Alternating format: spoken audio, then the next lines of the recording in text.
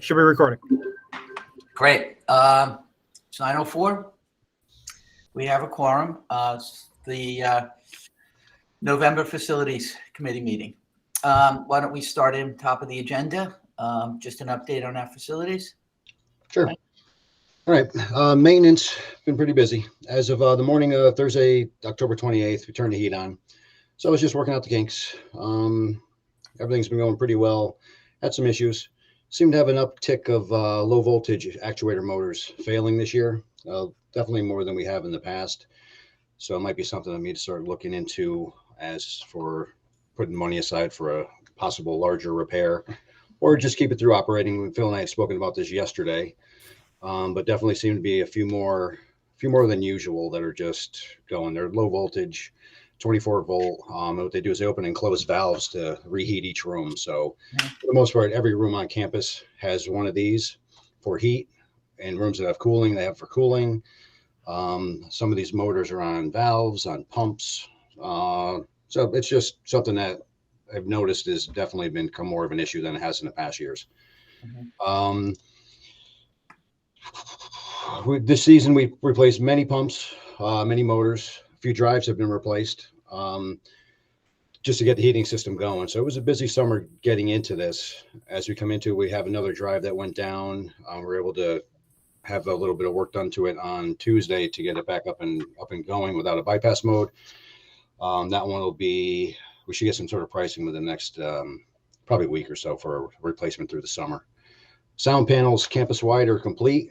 Before the walls were put in on Friday, completed. So all of our sound panels are in. Now we're just moving on to phase 2, which is carpeting and a couple of rooms and some miscellaneous replacement of wall panels.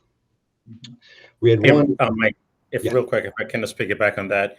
So we have to continue to monitor the sound levels in these classrooms because especially at the high school, it's a large group, and we may need to do something a little bit different in terms of the classroom size, and we may need to break up the staff and just pretty much offer this particular program over in 2 classes as opposed to 1. We're looking into getting someone just to analyze this, to do like an analysis of the sound in different areas to see if there's an alternative space that can be used just to facilitate a large group for band. I think we mentioned that we had an issue before and the decibel levels in some of these classrooms. So we're just a little bit concerned about that, and we're just continuing to monitor it. Phil, why is there so much noise being created? It's the band, and it's a large group. Yeah, it's band. And so I think is it B6, Mike? We have B4 was the classroom that we just changed into music, and it's B10 and B11 that are the pit orchestra rooms. Yeah, so it's in the pit. So one of these days, Richard, if you want, you can take a look just to see the setup. We have tried to mitigate it by adding the sound dampening materials. It's having there's some improvement, but there's still a concern. So we really just want to have someone just come and take a look at the decibel level, accept the decibel levels. Years ago I was involved with situations like this, and there are some very good acoustical engineering firms in Norwalk.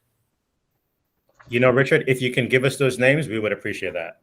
Yeah, it may be a too small a project for them because one of them is doing a Juilliard. Yeah. But it's worth a call, and they could refer you to someone else because it is a science, and there are many ways to handle it. So I will. Should I forward it to Mike? Some context. Sure, that works. Perfect. Thanks, Richard. All right, thank you. We'll do that. One other thing, high school C-Wing HV7, which is an air handler that feeds classroom C5, went down. We tried to do a repair to it. It's unrepairable. It's the actual heating coil that actually feeds the air through the air handler for the makeup heat. Manifold has burst, has several leaks in it. Unfortunately, the age of the unit being probably from the 70s or 80s, the coil was built in place and the ductwork was built around it with the fan motors and everything. So now we're in the process of getting some pricing for a direct replacement, possible replacement with AC, just possibly go capital for an additional capital project for the summer, or if I can't keep the classroom warm enough, I may have to do some sort of emergency repair this year. Interior space. We've had some cooler days. Obviously, we're not in winter. We've been able to maintain about a 67 to 68 degree set point. At this point, the teacher's okay. I've spoken with her several times. If we can hold off, we are certainly going to hold off till we can have this really looked at and see what we can do to improve it. I just wanted to get some pricing together just in case this room hits the lower 60s and it's an unsafe school environment. So I'll have a little bit more information next week. Mike, generally, how much, what are you doing with the air recirculation now as we get colder? What we did was, for this room, we had to tear the unit apart. There were no access doors, so we had to actually cut into it. Once we found that we couldn't repair the coil, we brought in Mulvaney to have a look at it to see what our next step was. We put the unit back together, so it is still running as a fresh air source. It's still running as recirculating air. Mm-hmm. So the unit is still on. It just doesn't have any heat source to reheat the room. That's all. Yep. But what are you doing generally around the school buildings for recirculating air now as things get colder? Well, as they get colder, we have to slow down the overnight and the nighttime. During the day, doesn't seem to be an issue to put it back to 50%. Right. But our highs are still 40s, 50s. We haven't hit the winter when we're going to start seeing highs in the 20s. Then we have to be careful. We start freezing coils. So it's really just watching it on a daily basis, monitoring temperatures, and just adjusting that economizer as much as we can. Mm-hmm. Are we seeing, just as you look at the money we had set aside in the budget for repairs this year, I know it's still early. We're just getting into the winter, and we're just getting, it's still, do you think we have, your assessment, we have enough in there? Yeah, Phil and I actually just spoke about that the other day as well. Yeah, we feel the way we're moving, we seem to be in a pretty good place. We don't think we'll need to add anything to it. Certainly can't subtract to it. This year was a pretty big year for pumps and motors to be replaced. So if we can keep our head afloat this year, I think we'll be okay the years moving forward. We definitely had an uptick in motors, seals that had gone. Luckily, we have a guy in Danbury who jumps on our equipment relatively quickly. He could turn it around in a day. So, but no, I think our numbers are okay. I think that we're adequate where we're at. Mm-hmm. Okay.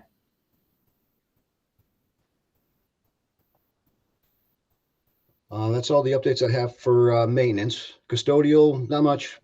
Guys are getting ready for basketball to start. I know the guys in the high school took it upon themselves and they cleaned the bleachers, floor maintainer machine, disinfected, bleached, cleaned the entire bleachers, both sides of the new gym. So they're ready to go. Only update I really have for custodial, Hernando Ocampo, second shift custodian at the middle school, is retiring effective 12/31/21 this year. So a job has already been posted. So we'll start bringing in applicants as they come in and get that position filled for the January 1 vacancy. He's been around a long time, right? Yeah, I want to say 18 years or so. Yeah. So a couple of questions. Xenon Plant, everything? Xenon Plant, the only thing that they have going on now is they made up to switch to sugar. We replenished them with another pallet of sugar for their the enzymes. They have a couple maintenance issues inside the tank itself. They need to bring a company in to do a little bit of maintenance, cleaning, rebuilding of the pumps that feed the aeration through the membranes. Other than that, the system seems to be working well. And again, like I think I mentioned last committee meeting, and I had spoken with Gino, we're going to have to do some sort of an analysis to try to find out why we're bringing in so much rainwater from roof drains. We're going to have to start doing a little bit of dye testing, get a bunch of people, whether it's a firm, whether we can do it on hand with what we have, and just find out what drains are actually tied into the storm. That's been going on we've been trying to get our hands around that for as long as I can remember. Yeah. How is that something, it sounds like it would be an easy thing to do, but is it costly? It's just it's an easy thing to do. It's just manpower to do the actual testing. The separating is the issue. I can't even put a guess on the cost to separate. It's really got to find out. We need to know where they are, what kind of sewer we have downline, where the storm ties in. So, Right. So we do think that the rainwater is actually a significant amount of rainwater is actually being pumped absolutely. through the Yeah. plant. Yeah. Our numbers almost double when we have heavy rainstorms. And as you know, the last 4 months, we've had 2-3 inches at least once a month. And every time we've had the storm, we've definitely had an uptick of Yeah. volume in the Xenon plant. Richard, I'm not an expert on this, but we do have an expert in town, I think, on this stuff. But what is is this something that we need to prioritize? Is this a big issue, or is this, kind of, I don't know where to put it in terms, because this has been coming up, every year it comes up. This was addressed at least once before. Yeah. Because there were some cross connections, I think, at the middle school, Mike.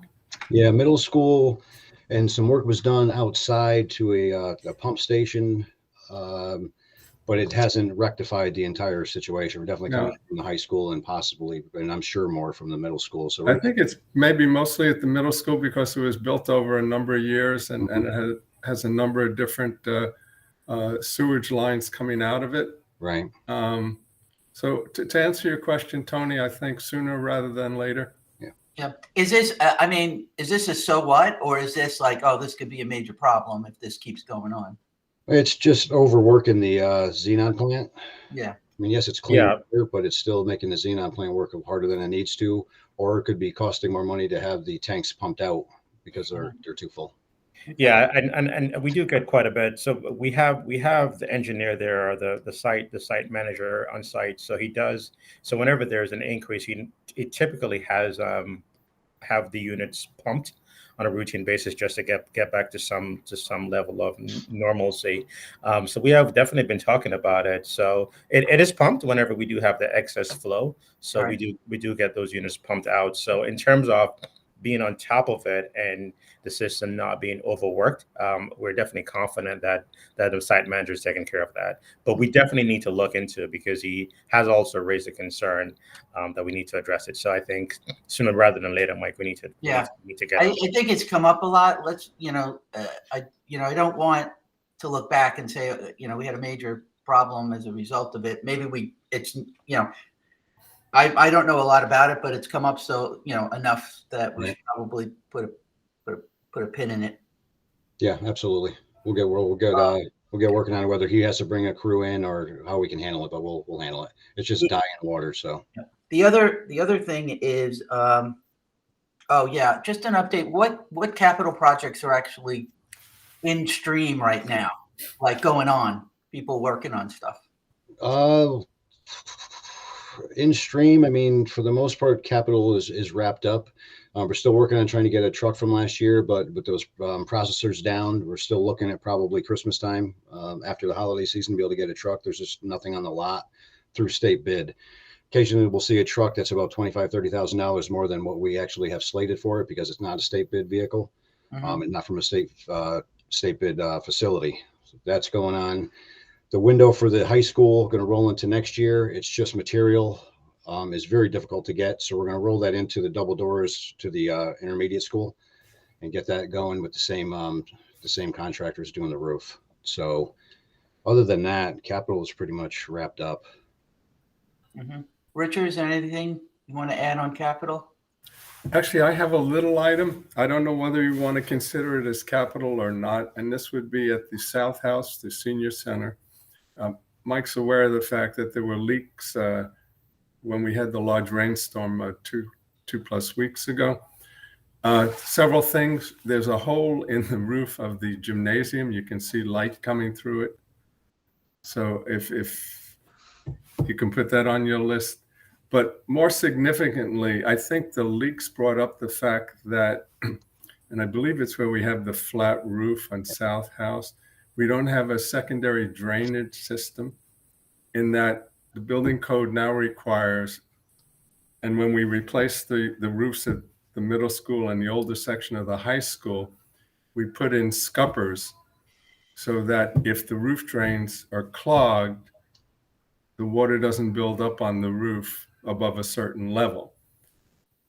in the intermediate school, when we built it, we had a series of second interior drains, which does the same thing. South House was built in the 1950s. It doesn't have a secondary drainage system. Concern is it's a wood frame building. The drains were clogged the other day with leaves, water built up, and the state instituted this code requirement because it didn't want to see roofs collapsing. So I'd like you to consider bringing in a roofer and exploring putting in secondary drains or scuppers in the area where the flat roof is. Yeah, we actually already have a call into our roofer for that issue. We're already taking care of that. Whether it's going to be a stainless steel freeze-proof leader with a scupper, both, and they weren't plugged with leaves. It's just the 1.5-inch drains. The 2.5-inch drains that are up there couldn't accommodate all the water, so there were no leaves. It was just volume. So this is the first time we've come across this, but yeah, we've actively spoken to our roofer. He's going to come out and give us a price on how to cut an overflow in and another way to relieve the water. Yeah, you might want to increase the size of the drains if the pipe's large enough down in the wall. But yeah, we could look at. We're looking into every possibility that we can get rid of that water, because it was definitely a problem. Are we, just supply chain issues and just getting people to do work? Do we anticipate projects just being pushed out now? I mean, everything we have on our list, is that going to, Well, from what I'm seeing, get pushed out a lot. I guess the question is, what happens when there's money allocated for projects for this year, and we know they're just not going to get done, right? Yeah, mechanicals are definitely an issue. It seems like building products are becoming more available and the prices come down, but not so much with mechanicals. So this capital season, I'll probably break away from the mechanicals that we can and get back to infrastructure, parking lot paving, and things like that. But yeah, mechanicals are definitely an issue. Anything that we need new, it takes some time. Even if we were to replace this, the HV7 for the high school at C5 classroom, if we ordered it today, we wouldn't have it till the middle of January. So everything it's a long time away. So definitely going to probably stick away from mechanicals that we can stick away from. Things that are emergency or that need to be taken care of, we're going to have to take care of it. So, Phil, what happens to money that was allocated in the capital budget but will not be spent this year simply because of the fact that projects are just going to be pushed out? It will remain in the capital budget. So the capital budget doesn't it pretty much it continues. It's not a 1-year funded. It's okay. Yeah, so it's nothing special you need to do, right? That is correct. Yeah, it's just ongoing. And so what we tend to do typically with capital, we leave the money there, and then once the project is finished, then we close out and we bring it forward to the Board of Finance. Okay. We have for one open capital item was the high school gym, the old air handlers. We tried to take care of it in-house, and we just got too busy with breakdowns for the heating system. I have Modern Mechanical coming in. Unfortunately, when I had spoken to them a few weeks ago, it was about a 6-week lead time to get somebody out here to do an analysis. We're looking to get another 15 years or so out of these units, what I told them. So we're going to see what we could do for an upgrade, make sure, and Jack had given me a whole list of line items to have actually analyzed. So that'll be taken care of. It's probably a day and a half, 2 days for Modern Mechanical to come out and do a really deep analysis of 2 of the units, possibly 3 of the units, to see where we're at. Are we happy with what we're doing in the old gym? I mean, is this? Luckily, we replaced the valves that do the wall heat. It's a loaded question, Richard. Yeah. So yeah, we have plenty of heat in that gym. We're just trying to bring in a little bit better fresh air, make sure our economizers are working, linkage is working, actuator motors are working, and that they are showing no signs of failure. It's just a lot of linkage that go into these economizers with the dampers and such. Right. So I think one of the things, Tony, is, the Board of Ed has to talk about how are you going to use that gym going forward? I mean, do you, half the building is not air conditioned. Right. And we all know temperatures appear to be warming. So what do you want to do in terms of cooling that gym, or do you want to consider cooling it at some time? Because if you're going to throw money, as we know, into these units, it'd be good to understand that if you have a cooling component, or will need a cooling component, how can you accomplish that? Yeah. I think this is probably going to be something that's going to be tackled as a bigger capital issue down the road, right? I think it'd have to be, right? Yeah, I agree with that, because I remember when the final prices came in, we were looking at well over $1 million just to add the HVAC, the cooling component to these units. So it may be a part of a larger capital project. And as Richard pointed out, we do have quite a few spaces in the high school that does not have cooling. So from a priority perspective, we would tend to address those classrooms first before we address the old gym. But we also need to be cognizant that, if I remember correctly, it wasn't the plan that we had with the old gym. It was difficult to then add and the cooling component to it, because the system that I think that was proposed didn't have an add-on.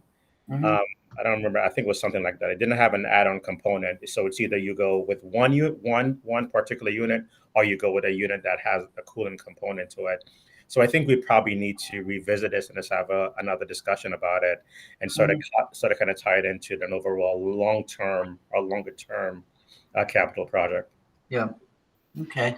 There was one more thing on my list that I had jotted down, which was winterization of the fields. Is that something that happens now, or We still have fall ball going. We still have Okay. football going. We still have sports. So usually soon around or near after Thanksgiving, Okay. when they come to an end, and the booster barn will get shut down, blown out with all the water. Heat will go to a minimum. Irrigation will be taken out of Revson. The lines will be blown out. Right. So yeah, we haven't gotten there yet, only because we still have sports going for another few weeks. Okay. But we definitely, as soon as their season ends, we winterize. Great. Anything else on updates? Updates, high school tennis courts, Hinding tennis, or Hinding tennis, however you pronounce them. We should have some sort of proposal for a couple of repair ideas for the tennis courts and the cracking. Yeah. One is a short-term fix to get us, through next season. Another is a addition of concrete, and just obviously more of a long-term fix. So hopefully we'll definitely have this for the next meeting, and it's something that we can address and see what cost is and see what we're thinking, because at this point the tennis courts are they're in rough shape, and other than moving them, and the recommendation from Hinding was, if we added, I believe it's 3 to 4 inches of concrete to what we have, reclaim some of the additional concrete that's there, we'll get a lot more life out of these courts as opposed to moving them. And it's something that they actually do on a regular basis. All right. And they would put down a vapor barrier to keep any water coming from the bottom. So there's a few things. So as we get their analysis and what their proposal is with some sort of time frame, we'll see what we could do for our next step. Okay. Great. Maybe we can move to the next agenda item. So discussion of just just the working, how should I put it, with the guidelines for working between Board of Ed and the town building committee. There was I guess Richard had sent something over a while ago based on conversations with the building committee. I think that Phil sent something back. Maybe Phil, you want to maybe discuss I'd like to start at the beginning. I'd like to kind of just say, okay, how, project from beginning projects to middle to end, how should this all work? Okay. So Phil, maybe you can. Yeah. So as I'd mentioned I guess in some of the discussion that we had, I think what we currently have in place I believe it's working, and I do like the way it's working. And I think it was Jonathan or the building committee that had suggested that, a year before we do start a project, that we put money aside just to have a consultant in, just to analyze those kind of projects, or an engineer as needed, to kind of give us an idea truly as to what the cost is, or the cost we're going to be in to establish. Do you want to put up that thing that that piece that Yeah. you posted, or I can do it if you. Yeah. Do you mind, Tony? Do I have the? Or Andrew, if you have it.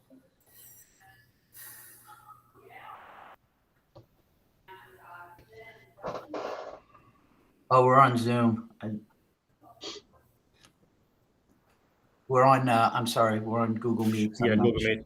Oh. Not sure where. Andrew, do you have it handy?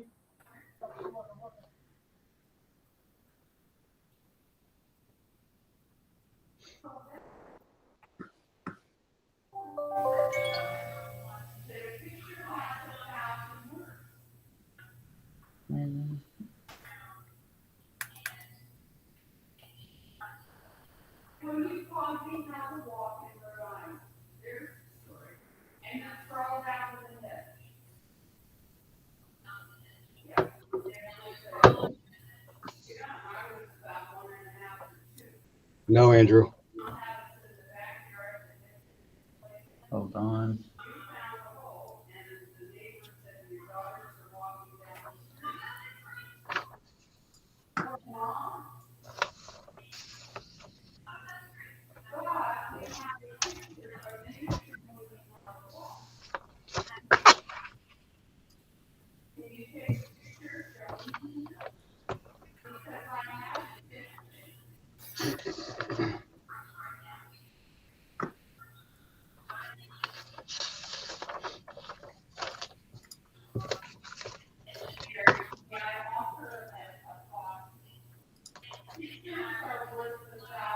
I'm oh, Andrew is presenting. Okay, fine. Okay. Got it, Andrew. Okay, go ahead.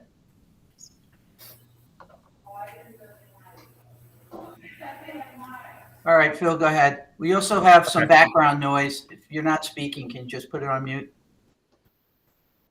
Okay. So what we plan to do, and I think which will probably make the process a lot easier or smoother, is really just to get to have a discussion with the building committee. We're suggesting to start a discussion in October, November, just to pretty much say, hey, these are our projects. These are what we're thinking about, just to get their thoughts in terms of the way forward, and whether or not with the building committee will be a part of the project, if they consider that just to be a regular R&M, or if they want to be more intimately involved in the various projects. I think what we have right now is that the building committee and pretty much establishes, or get as needed, they get a consultant in place or an engineer to pretty much review the project and to establish all the timelines, create the job specs and cost estimates. And as needed, also, these consultants, which we have done in the past, they've also issued the bids and pretty much give the results to the board of to the building committee. So really, that's the only change that we have, right? We just this is what we believe works, and we'll just continue to do this. Okay, so what's the I guess the Richard, is this I guess I'm going to pass it over to Richard. Is there anything here that we're missing, right? I can just about read it. That's the problem. Yeah, you know what? That's the point. You don't need to read it too closely. We'll get you a copy. We'll get a copy over to you, Richard. All right. Okay. Tony, I'd like to review it with the building committee at our next meeting. So who hires it says the Board of Education and Building Committee hire the consultant. Who actually hires? I mean, let's talk just legally. Who hires the consultant? Like, well, who signs the document when you hire a consultant? I think the town. The town. For the capital projects, Jonathan. Okay. or the first select person Okay, okay. signs the agreement. Yep, all right. I got it. And generally, the building committee has selected the consultant when it's a capital project. Okay. And Richard, so, yeah.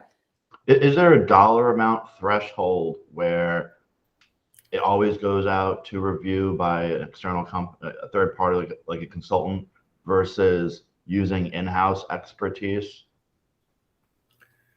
And no, I don't think it's a dollar threshold per se. I mean, we have, it would be more, it would be an issue of complexity. You know, we don't have in-house people who can prepare detailed bid documents. Okay. And are there capital improvement projects that don't require consulting and engineering, or is it a foregone conclusion that when Weston takes on some sort of capital improvement, they use external consultants to guide and write the bid specs?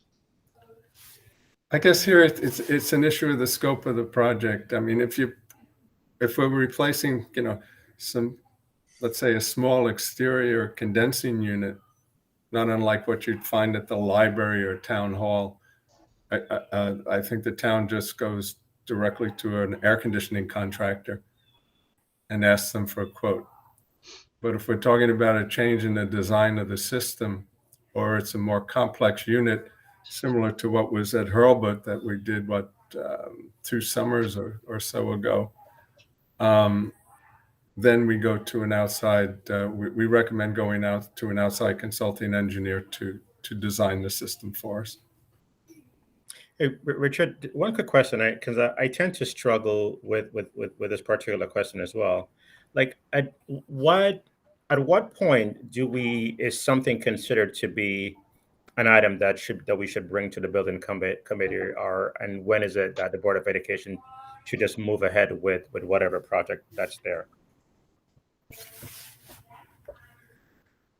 Well, I think a couple of years ago, the town came to an agreement with the Board of Ed as to what would be a capital project that the building committee would oversee.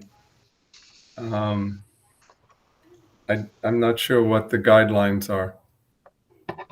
I would like to think that the Board of Ed would bring to the building committee any projects which impact in a significant manner the appearance of the buildings on the school campus. And that fell into place. And this whole thing, I think, got started with the collapse of the, I call it parapet wall, the knee wall at the intermediate school. And when Silver Petroselli proposed putting in exterior gutters and leaders, which would have changed the appearance of the building. And the building committee initially wasn't involved in this discussion, although I think I attended some meetings and perhaps other members did, and we finally we're told to take over the project. So that's an instance of you're impacting the appearance of the structure. And I think the building committee should be involved because we do have a history with the school buildings. Yeah, if you go back to some of the earlier meetings,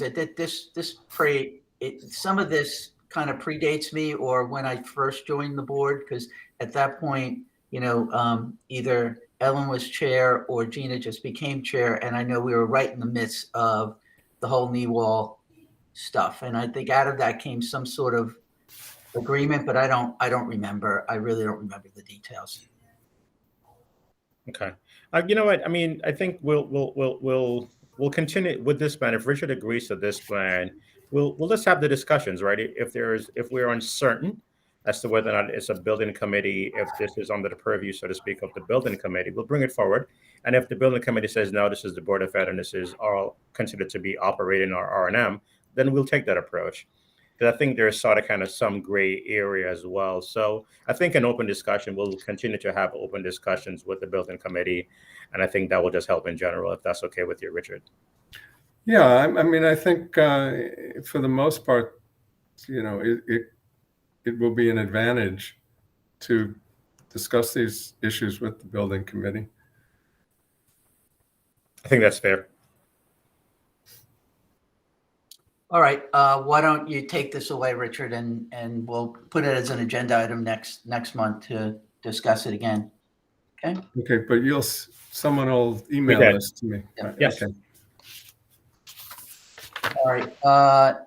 Next item on the agenda is talk about, we can stop sharing.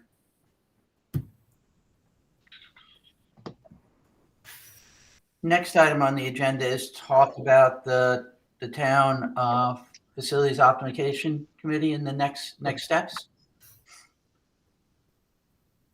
Right.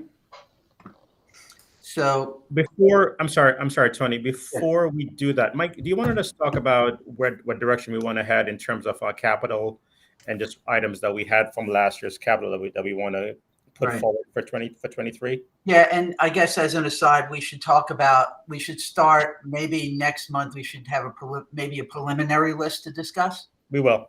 Okay. Yeah, we definitely will. Yeah. Yeah, I mean, for the most part, going to keep the list as it is because there's not a whole lot of mechanical to it this capital year. But I want to add some paving. I want to add. Sorry, I made a couple notes here. We have some cupolas. There's 3 cupolas at the elementary school that seem to be taken in water. All 3 are functional. They're not just for looks. They're fresh air for all the air handlers. We seem to be taking in a little bit too much water. Want to have something taken care of in there. Chimney lining, like I said earlier, I want to keep. Double doors to the WIS I want to keep, which is going to piggyback on the window for the nurses room.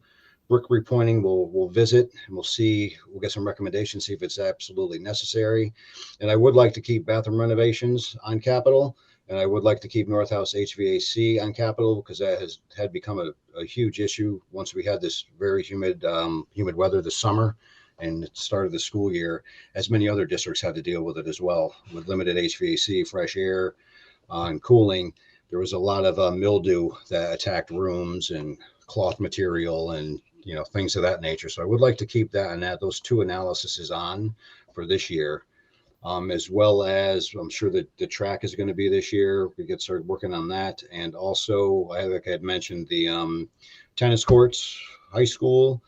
And I would like to add this year, I sent an email to Jack David off building committee to see if he could recommend any duct cleaning companies in the area. We've reached out to a couple and we have struck out. They don't do anything this large. So Jack being in the city, I'm sure he will have a couple names for us. But that's one thing I'm going to look into is intermediate school, high school, rooftop unit duct cleaning. But Mike, I once talked to Jack about that. He really didn't know of any companies. Okay. But have you talked to Modern and Mulvaney? Because they would deal with firms in the area. Mark was looking into it for me. I'll have to call Don back from Modern and get in his head. So yeah, I have some calls in and hopefully get some companies down here. I'm sure as you get closer to the city in these big cities, there's definitely some companies that'll do it. Just everyone that we've reached out to, we're just a little bit too large. Ductwork is too large. They just couldn't do a adequate job cleaning. You might also talk to a larger school system. The fellow who handles Norwalk or Stanford, they may have people they work with. Yeah, I could reach out to a couple, sure. So that's the direction I'm looking for this capital season. Yeah, I guess next month maybe have the current capital plan and the way we usually do it. Have that 3-year that we have and how you anticipate that will look now during the next budget season, or at least the preliminary view, right? Right. Yep. No doubt about it. No problem. Yeah, because all this sort of kind of is deeply interwoven with the facility optimization committee, Tony. You know what? Yes and no, actually, Okay. Because I do think that I think as you go out, yes, but over the next year, no, right? I mean, unless it's like a huge capital project that we know is just very tactical, and we know it's if it's not a priority and it's very tactical, right? Then yeah, I would think. But if it's stuff that we have to do to maintain health and safety of and the appropriate infrastructure needs to run our schools, then we have to do it, right? But if it's a long-term, if it's out 3 years, then yeah, maybe we should be considering how that fits into everything. But I think over the next year, I doubt there's going to be any projects there, you tell me, that are not going to be things that we actually really need to do now, regardless of what the configuration of our campus may or may not be in the future. Perfect. That's great guidance. Thank you. Yeah. We just have to be practical about it, right? Yep. So anyway, that's a good segue. So we, I guess this is a discussion that's we have every month, and a discussion that we've had since 2017, and those that have been here longer have probably had for the last decade, right? It's sort of what do we, upgrading of our school facilities, and I think we're getting closer and closer to really having some real tangible directions, right? I mean, closer with, instead of years, maybe we're talking months away, maybe. And so part of this now, the Facilities Optimization Committee, I've updated you. We have the consultant Tecton. I guess now with the new first select woman on, I think that she's really stepping back and saying, okay, we need to really look at strategically all of our town and educational assets to figure out, first of all, what we need to do in the future to update and be more efficient about our use of space. And obviously, since the schools are such a big part of it, it's a big part of that analysis. But the schools are just a part of the way the first select woman and the board of selectmen is going to look at this, which is part of an overall strategic master plan for our town and school assets. That being said, I guess that we are starting down the road with a bunch of community conversations that are going to start in mid-November. Those community conversations are going to start with what are the state of our facilities and how are they being utilized. And then over the course of the next several months, really working, the consultant, the architects will be working with us, the administration, and hopefully very closely with the administration and Lisa, to look at, for with respect to the school facilities, to look at what might be a number of viable options for the future, right? Which will be definitely part of a community conversation way down the road, after the Board of Ed and the administration have really had the time to take a look at what might be viable from an educational perspective in the future.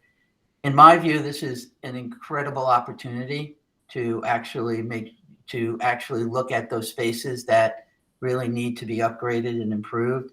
And for, and I kind of view this as a generational project, right?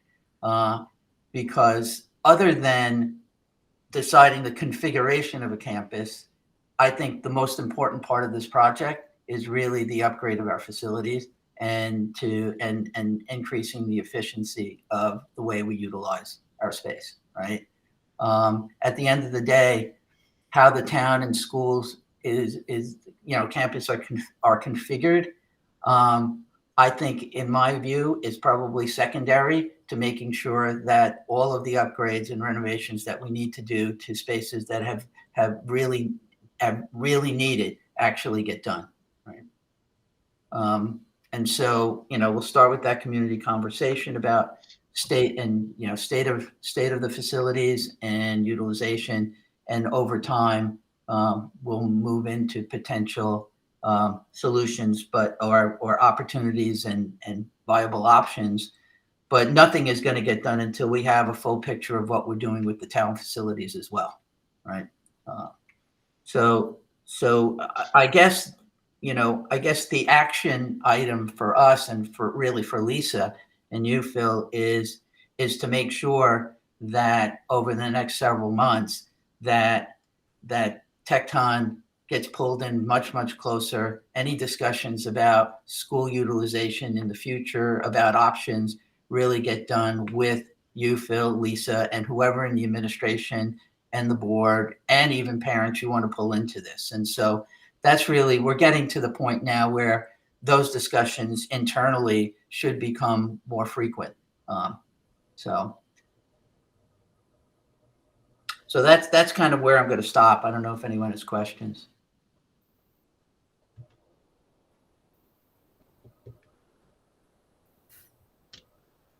Yeah. Yeah, Richard, you're on the facilities optimization committee. I'd love to get your take on directionally the steps we're taking as well. I would recommend putting on your seatbelts when you have the community meetings. Okay.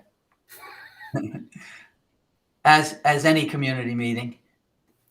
Yeah, well, you were here last time and you remember. Yeah.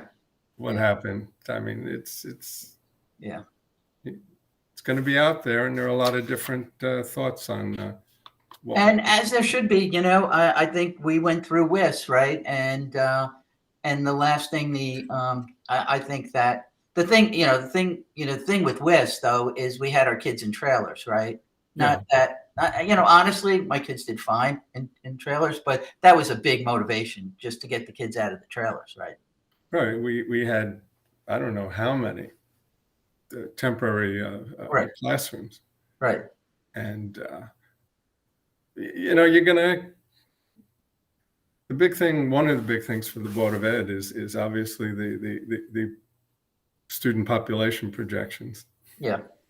Because that's what people will hone in on, and what it was when we designed the school expansion and where you are now. And and then we'll see what Tecton comes up with. Yeah. Really, that's part of it. There are two buildings. The middle school, as we've discussed, was taken off the table 20 years ago. Right. And we all knew, if we thought about it, that it wasn't going to go away. Money would have to be put into it. And Hurlbut, quite frankly, the South and East House are very, very dated. Right.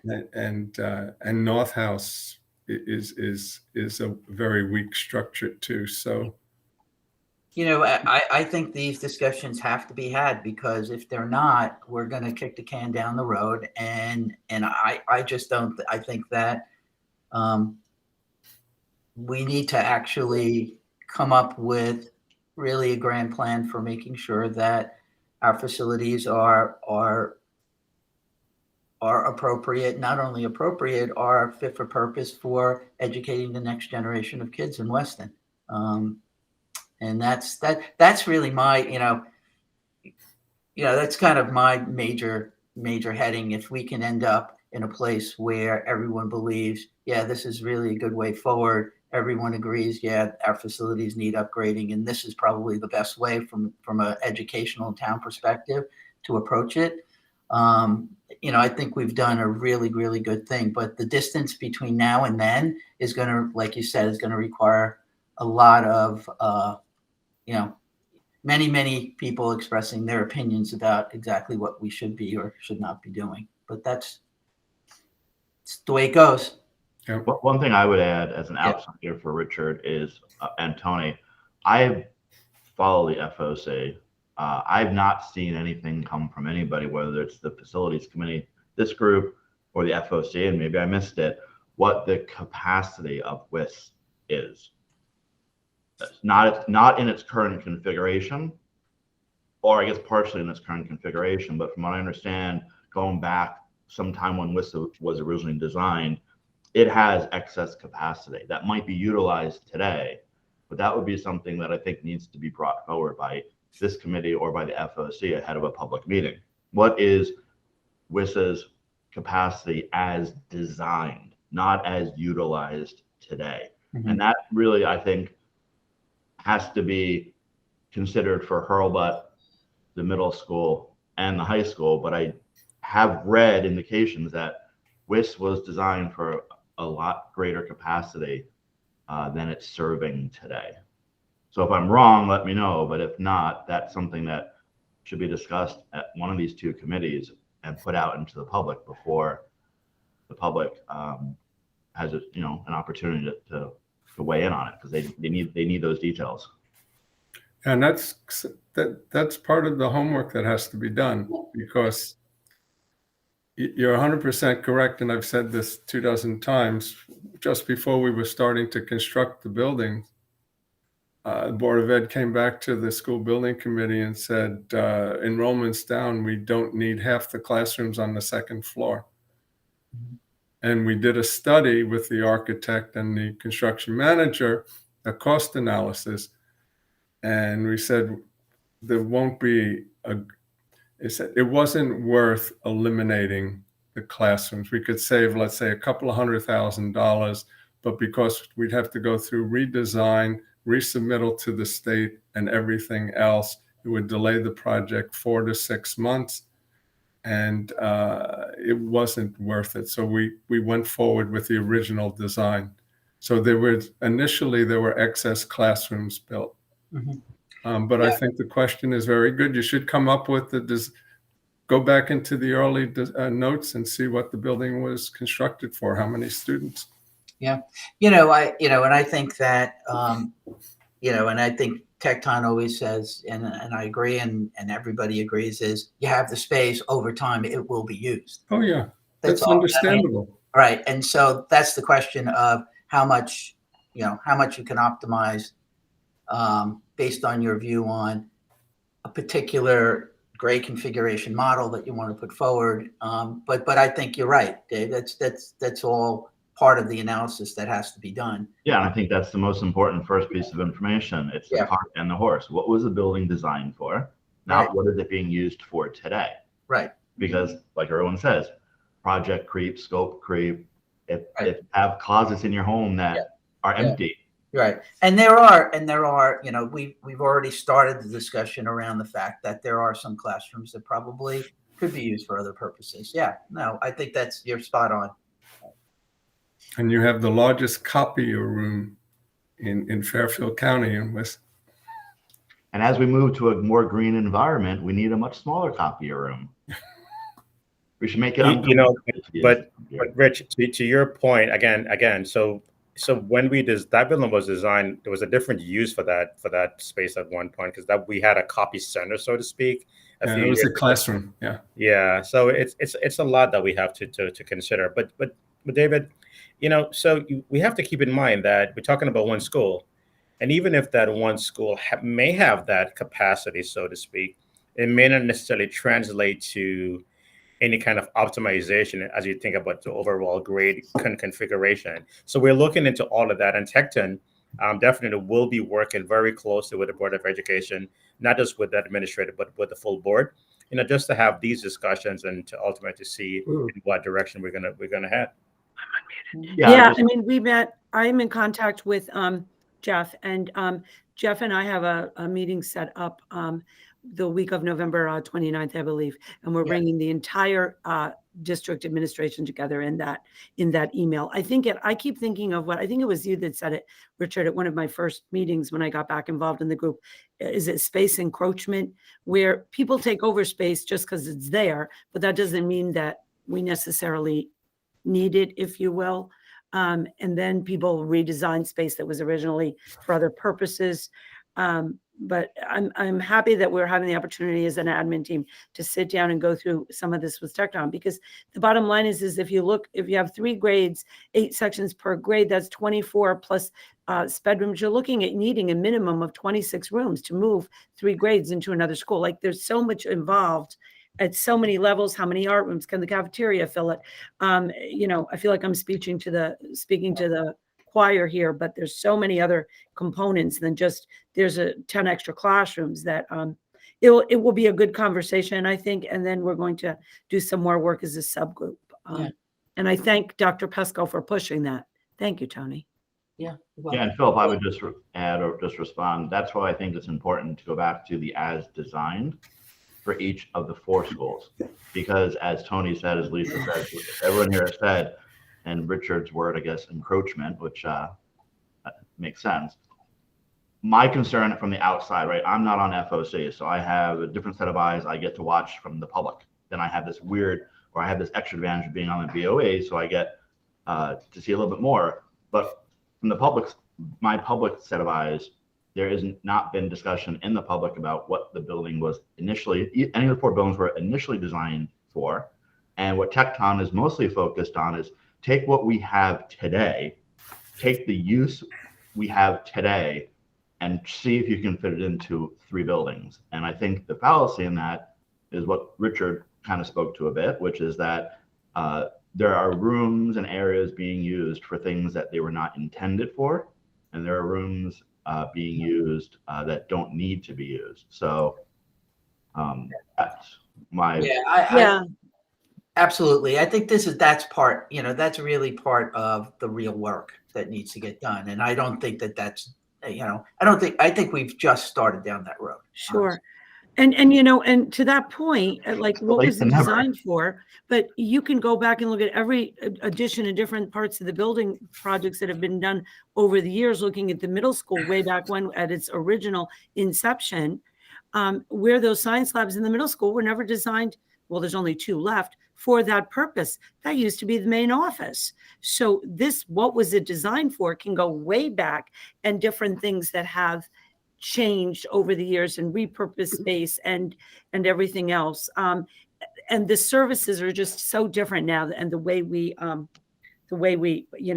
provide them. I mean, just look at one of the sad things, I love the home ec. That was just my area. I thought it was great over there, watching the kids cook and everything. We don't even have that anymore. We have tech. So there's a lot of history there, and figuring out how we can maximize the space that we have in the best way.